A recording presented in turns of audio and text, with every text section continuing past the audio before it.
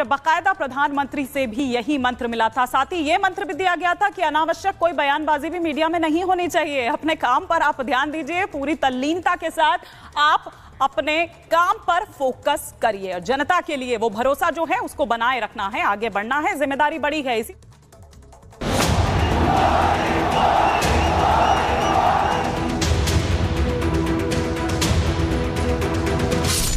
प्रधानमंत्री नरेंद्र मोदी की नई कैबिनेट बनकर तैयार है। मोदी 3.0 में मंत्रियों को विभागों का बंटवारा भी कर दिया गया है। 9 जून को शपथ ग्रहण, 10 जून को मंत्रियों के साथ बैठक और अब आज पदभार संभालते मंत्री। ये तस्वीरें बताती है कि जनादेश मिलने के बाद मोदी सरकार पूरे जोश और जुनून के साथ विकसित भारत के सपने को पूरा करने में जुटी हुई है। सबसे पहले एस जयशंकर ने विदेश मंत्री का पदभार संभाला, जिसके बाद एस जयशंकर ने कहा कि भारत में राजनीतिक स्थिरता है। जहां तक पाकिस्तान और चीन का सवाल है, पाक और चीन से अलग अलग संबंध हैं। दोनों देशों के साथ समस्याएं भी अलग हैं। चीन के मामले में हमारा ध्यान सीमा मुद्दों के समाधान पर रहेगा और पाकिस्तान के साथ सीमा पार आतंकवाद के मुद्दे का समाधान खोजना चाहेंगे। पाकिस्तान के साथ ये भी आप जानते हैं कि विषय जो है सालों से वो जो आतंकवाद का विषय जो है, cross border terrorism, how do we find a solution to it so that can not be the policy of a good nation. वहीं फिर से रेल मंत्रालय की कमान मिलने के बाद रेल मंत्री अश्विनी वैष्णव ने आज नए कार्यालय का कामकाज संभाला। इस दौरान अश्विनी वैष्णव ने कहा कि रेलवे से पीएम मोदी का खास लगाव है। पीएम मोदी ने रेलवे में रिफॉर्म किया, नई ट्रेनें चलाई गई, नए स्टेशन बन रहे हैं। 10 सालों में रेलवे में ऐतिहासिक काम हुआ है।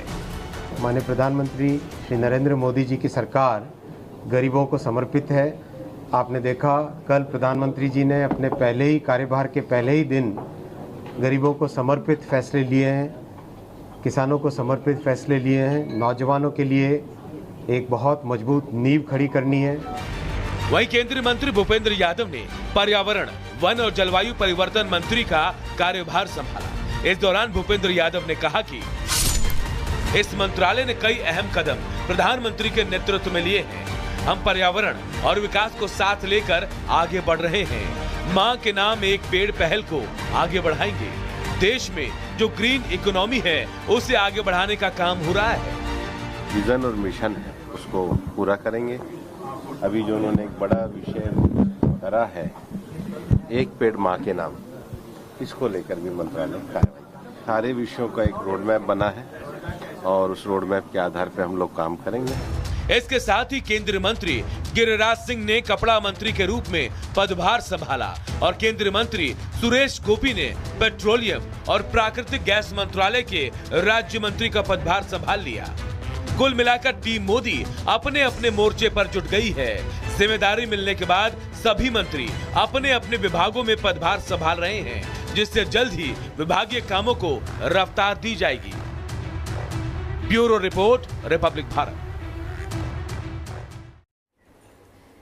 और इसी बीच एक और बड़ी खबर आपको बता दें, अमित शाह को एक बार फिर से वही गृह मंत्रालय मिल गया है। लाइव तस्वीरें हम आपको दिखाएंगे अपना पदभार संभालते हुए केंद्रीय गृह मंत्री अमित शाह। वही मंत्रालय का चार्ट दोबारा से मिला है और सहकारिता मंत्रालय की जिम्मेदारी मिली है।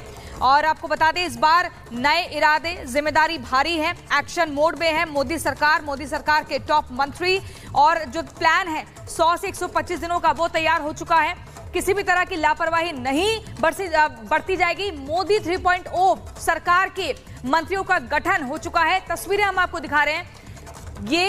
ये तस्वीरें आप देखिए, अमित शाह आगे बढ़ते हुए अपने दफ्तर में, और यही कयास लगाए जा रहे थे कि नरेंद्र मोदी के पास सीसीएस का जो मंत्रालय है वो रहेगा बीजेपी के पास, यानी कि सेंट्रल कमिटी ऑन सिक्योरिटी, जो कि बहुत ही महत्वपूर्ण मंत्रालय माना जाता है। देश की सुरक्षा के लिए, देश की प्रगति के लिए अहम मानी जाती है ये कैबिनेट। रक्षा मंत्री राजनाथ सिंह, अमित शाह, एस जयशंकर, निर्मला सीतारमण और नितिन गडकरी। आप तस्वीरें अमित शाह की देख रहे हैं अपनी टीवी स्क्रीन पर। आगे बढ़ते हुए वही फॉर्म, वही तेवर, वही अंदाज इन तस्वीरों में दिख रहा है।